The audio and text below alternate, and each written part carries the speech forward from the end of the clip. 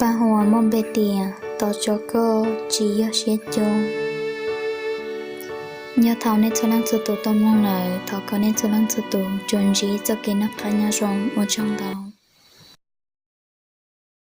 Tỏ cho cô chỉ yêu xế chung, xa có thông, em mà lê hài, tiệc cụ bài vì có chỉ rộng.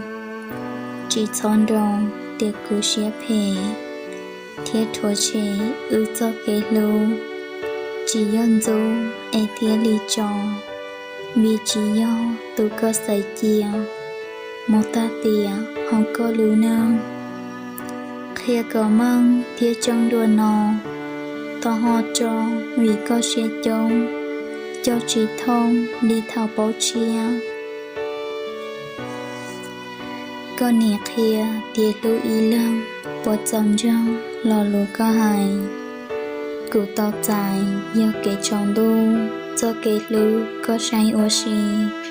Chỉ mong ghi đâu có ý khổ, thiết lý cho lòng ta rồi nhà. Chín trai trà có nó tu xìa, thong gà xìa tu có chỉ lưu. Chỉ xong dù tu cho có chia. Cho xa tìa do năng xìa đu, do duyên du lo tao cơ ồ. Ta sĩ thông có xa ý rao, chỉ sĩ bao lo cho ta nô. Ý có hồ ô rong cho rào, bộ tao chào chỉ nhỏ dụ chi. Xa có chi thiết xa có chua, kia cho ua cho kế tu xìa. Cú xa hai khía tia trong lưu co, lo chia cho ly phong dư sư. Đã có ư thiết chỉ mò lưu.